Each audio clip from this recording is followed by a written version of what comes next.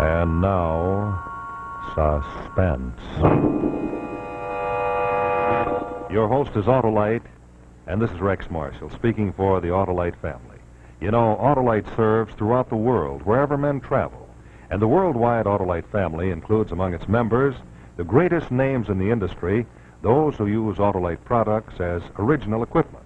It also includes some 30,000 men and women in Autolite plants in the United States, Canada, and many foreign countries, as well as thousands of Autolite dealers, distributors, and authorized Autolite service stations who supply Autolite products and authorized Autolite service to car, truck, tractor, airplane, and boat owners everywhere. Tonight we have the privilege of saluting a distinguished member of the Autolite family, the Studebaker Corporation. Later on, we'll meet Studebaker's General Sales Manager, Mr. Paul R. Davis.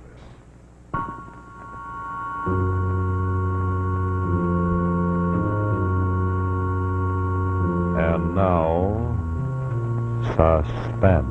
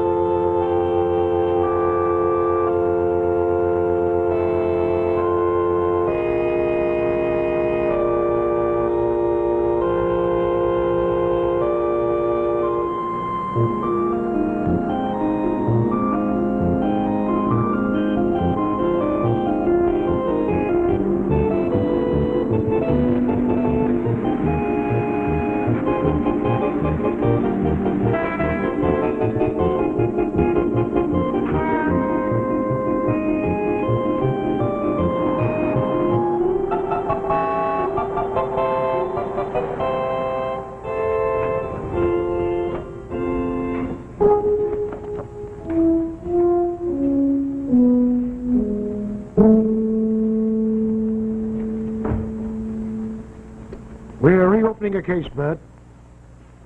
It's the Manners case. Constance? Yes, I'm turning it over to you. They've got new evidence, Bert. She's been found? No, she hasn't been found. The police had a new lead a few weeks ago. Where?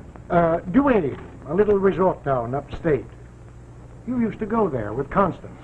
Once, yes. What was the lead? A fellow by the name of Clymer. Arthur Clymer, an artist. You know him? He was seen with a woman answering Miss Manners' description. Their words. They investigate? Sure. Clymer denied it. The police didn't find anyone, so they dropped it. Well, they filed this case as closed over a year ago. What brings us in again? Her Uncle Alfred. That old goat has too much money.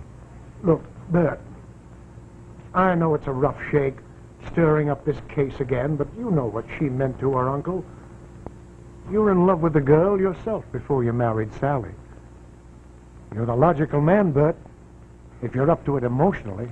What do you want me to do? Go up to this place, Duane. Get a cottage, live there. Get acquainted with Clymer. Find out what he feels, what he thinks. What about Sally? That's just it. You bring your wife with you. Don't you see, if you went up alone, Clymer might be suspicious. Sally's not going to like this. But if it's too much for you, say so. When do you want me to go? Just as soon as you can. All right. I'll phone in as soon as I'm ready to leave. I'm going to have to talk to Sally about this.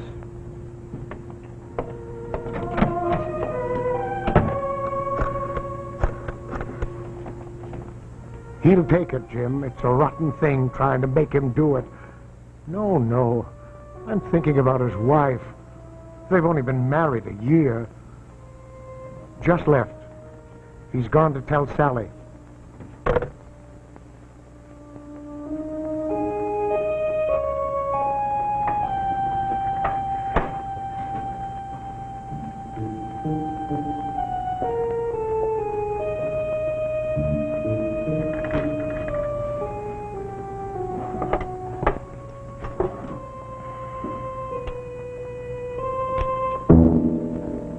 You want to do it, Bert? I don't want to drag you in on it. Oh, would it be any different for me if you went alone? Oh, darling. Oh, darling. This doesn't happen very often, does it? I'm not very demonstrative. Were you with her? No, that's not fair. You see what it's doing already? It's opening everything up. Oh, no, Bert. It would open everything up if we didn't face this. Do you want me to go? I don't want to play second fiddle to Constance anymore. That's ridiculous. Oh, no. Constance was my rival, as well as my friend. I didn't have a chance until she was gone. Sally, that was only because I didn't really know you. I have to be sure of that, Bert. I have to know that you're sure. I'm going to go pack now.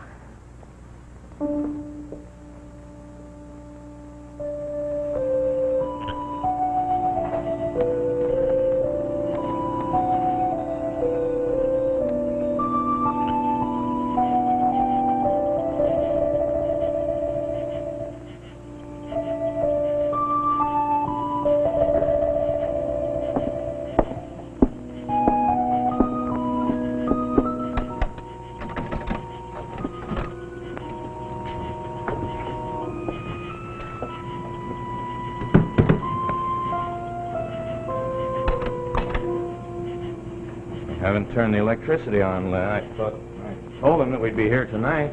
Well, there must be a lamp or some candles or something around. Now leave the door open. Let some light come in. All right. Ah, here's something. Bert, listen. I don't hear anything. Well, that's it. Just the crickets. Oh, it's so peaceful. You know, Bert, I have a hunch that this whole thing's going to be a false alarm. This climber fellow turned out to be some stuffy old artist with bats in his belfry, so we can have a wonderful vacation. You know, we never had a real honeymoon, Bert. Sure, it's chilly in here. How about a fire? Oh, that's a wonderful idea. Say, I'll see if I can't find us another lamp or something.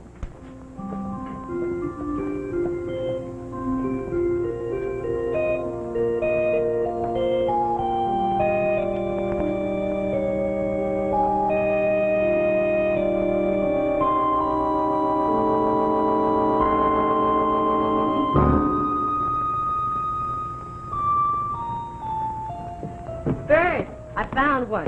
It's pretty old, though. Real rickety. Bert? Constance. Well, that artist, what's his name? Climber must have lived here. You, wouldn't make a very good detective. We don't know how long it's been here, or whether some other artist might have lived here. There's no signature on it. You looked? Well, sure, I looked. What do you mean?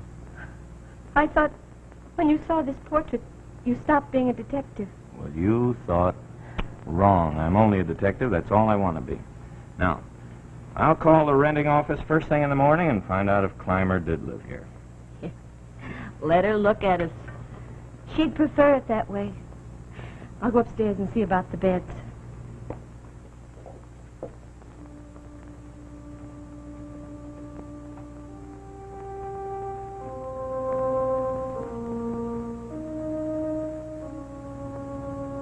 She is beautiful, isn't she? My best friend. Beautiful and tantalizing and wicked. Sally, can't you forgive her? I never stood in her way, Bert. I knew her almost 10 years, but I never stood in her way, not even with you. But what sort of a wife would she have made you, Bert? Fair as he saw her. Oh, he wasn't fooled. Look at that face. That's not the face of your dreams. That's her real face. Cruel and willful. You really weren't her friend, were you? No, Bert. I was your friend.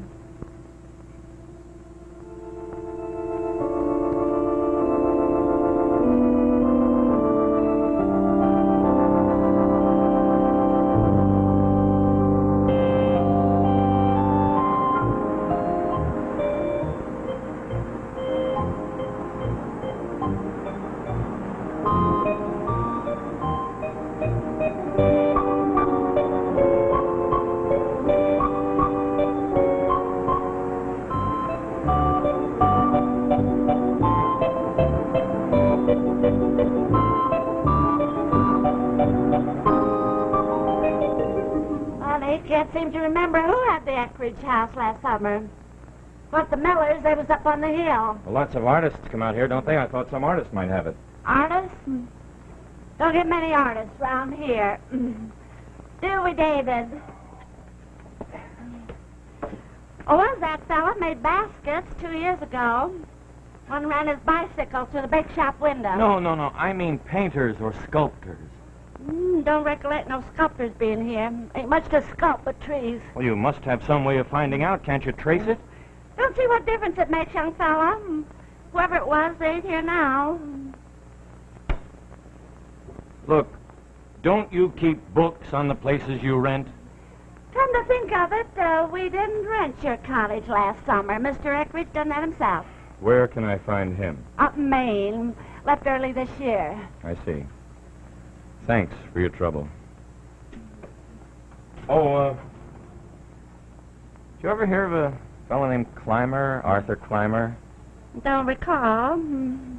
He the fella you're looking for? I'm not looking for anybody, just a friend of a friend. David, wasn't that fella the police was questioning a while back? About a girl, wasn't it? I wouldn't know anything about that. Well, thanks for your trouble. No trouble.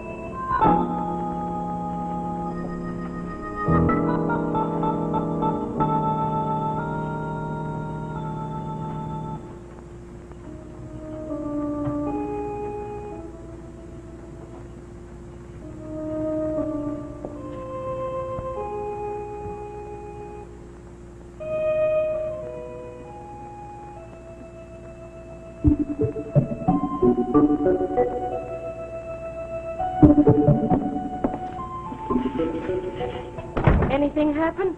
Lane close mouth town. If I had stopped 2 more people, I might as well have put on a badge. Funny, I don't remember it that way.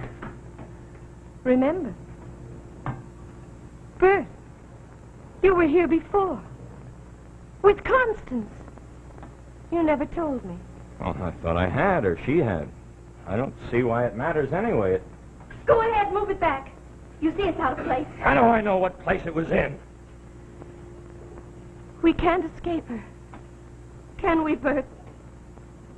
Oh, Sally, look. Hello, anybody home? Oh, there you are. Glad I found you in. I remembered this morning that I left some property here. I'm Arthur Clymer. My name's Hastings, and this is my wife. How do you do? How do you do? Oh, there it is. I knew I left it here. You made it? You're a sculptor? Well, I dabble. I did this last summer. In this very house, as a matter of fact. It's a beautiful piece of work. Did you use a model for it? My wife. She's quite a beautiful woman.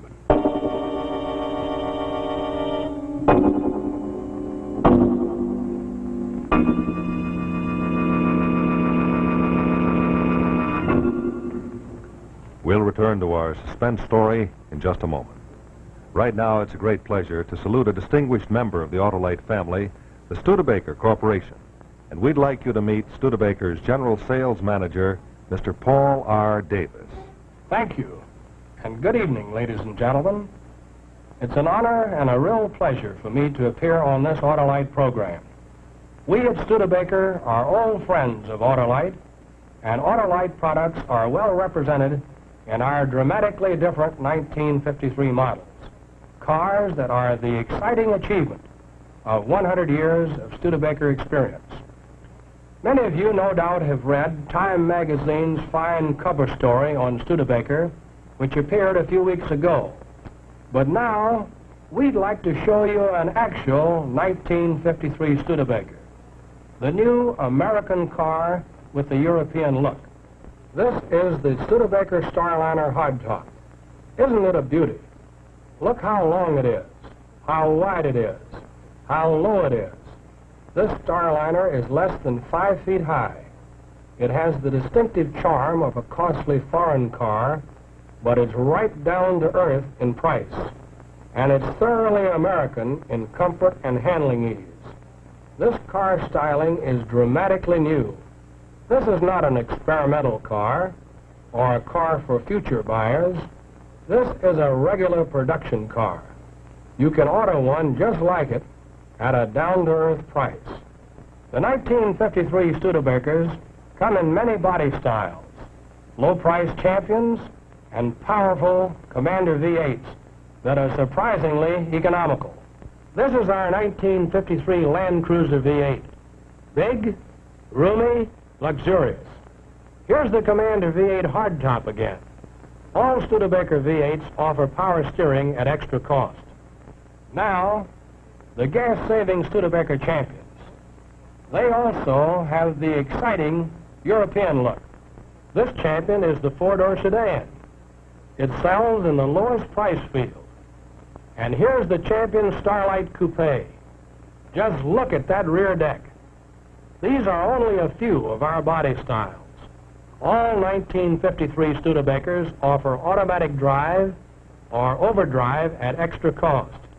For 53, Studebaker brings you the new American car with a European look.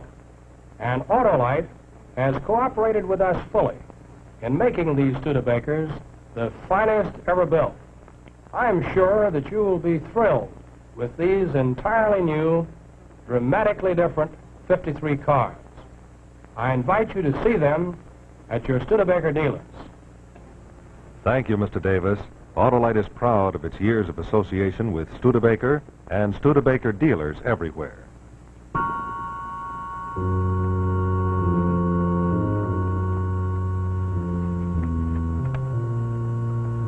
And now, Act Two of Portrait of Constance, starring Anne Rutherford and Hugh Riley.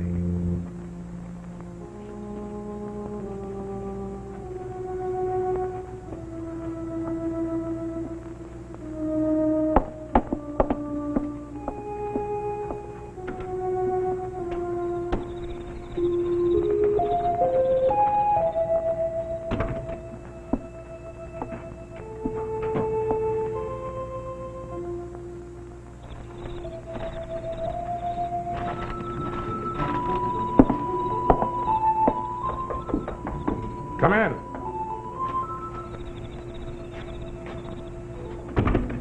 I hope you don't mind my dropping in on you like this.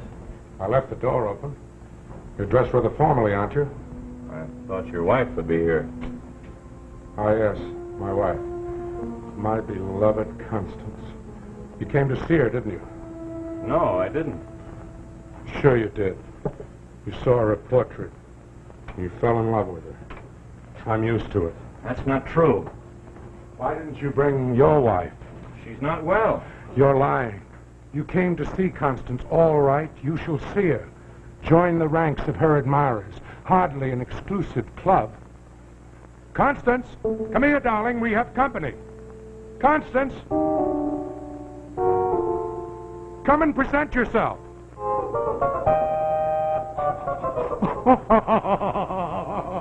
You thought you'd see her. She isn't even here. Where is she?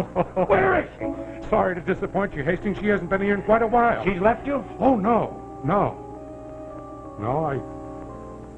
I get a letter nearly every day.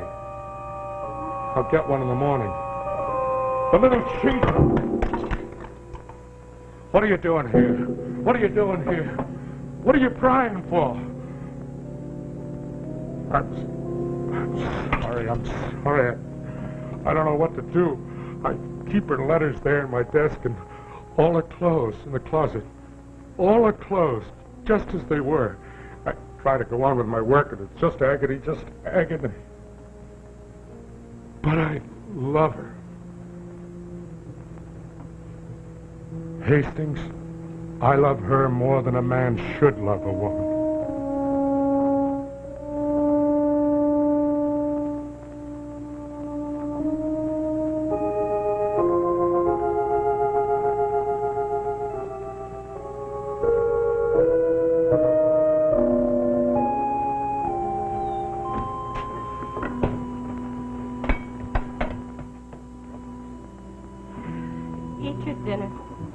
Sally, don't act this way. Oh, how do you want me to act? It was a mistake, Bert. I never should have let you come here. Or maybe I shouldn't have come. Sally, don't. Oh, Bert, let's leave. Phone Higgins and tell him to send someone else. I can't, Sally. But you said she isn't here. I told you what he said. Now, do I have to brief you on this case as if you were the DA? Aren't you going to eat anything? I haven't got time. Bert!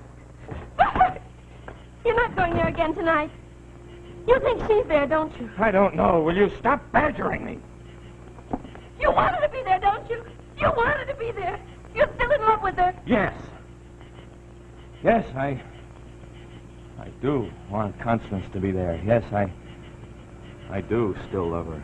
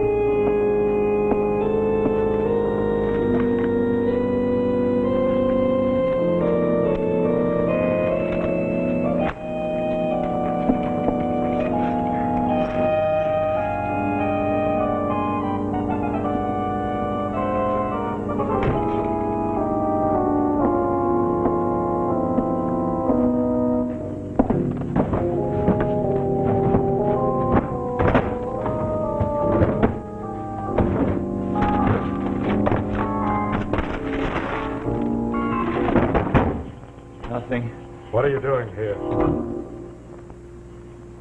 There's no clothes, no letters. She never lived here. Why did you lie to me? Why? Why don't you tell me where she is? Why? No.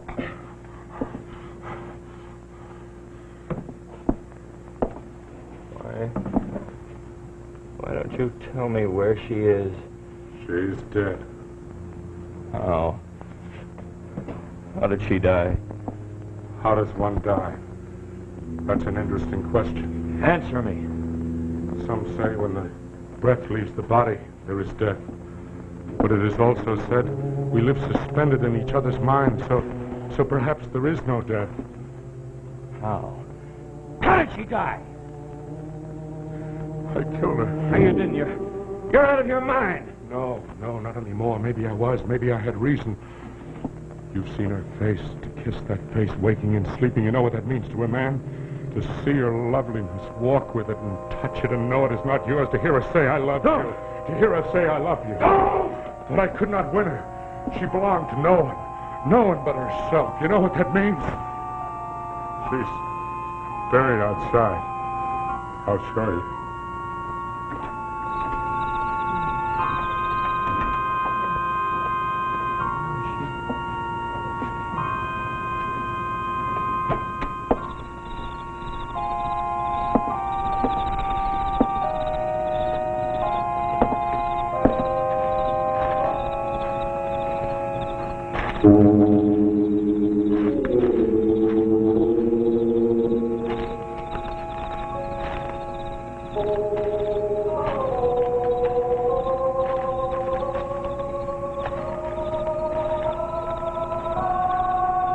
Here.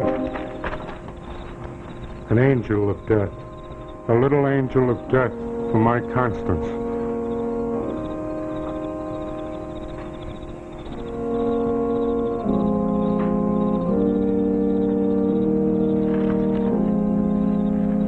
She is not there. She's not under that ground. Where is she? Where is she? Where is she? Where is she? Where is she? Where is she? Where is she? Where is she? Where is she? There she is, down there. Crashed in the rocks. I'll kill you! I'll kill you! You'll kill me! You're gonna be like kill her! Or you kill her! Yes! Yes, the way I killed her! Constance! Where are you? Constance! Constance! Where are you? Constance! Constance! Constance! Constance! You're not Constance. No, you're not. You're not. I killed Constance. She's down there at the bottom of the cliff. You killed her. You killed Constance. Yes, madam. We found the body at the bottom of the cliff a week ago. We knew he had done it, but we needed proof. You're the police? I'm a detective, ma'am. Your husband's agency cooperated with us. I'm sorry, Mrs. Hastings. I had to play it this way to get a confession.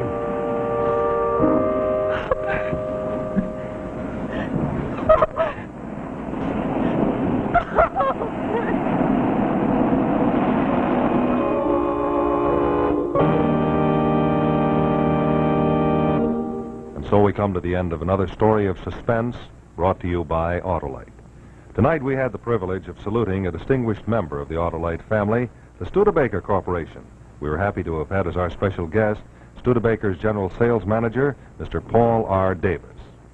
I'd like to remind you that 2 weeks from tonight, we're going to see the star-studded climax of this year's Autolite Family Salute program, the Easter Parade of Stars Auto Show, to be televised direct from New York's Waldorf Astoria Hotel. Your hostess will be that glamorous lady, Irene Dunn. The program will feature singing star Robert Merrill and America's finest new cars. So accept our invitation, won't you, to be with us for the Easter Parade of Stars Auto Show 2 weeks from tonight on Suspense.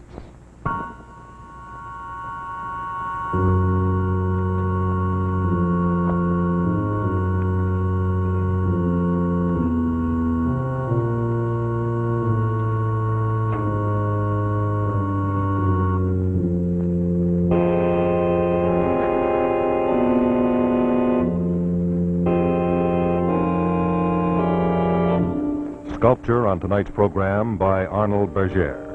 Next week, our suspense story will be Death in the Cave, the exciting adventure of two spelunkers, men who explore the caverns deep below the surface of the earth. Death in the Cave, starring Zachary Scott. Another story well calculated to keep you in suspense.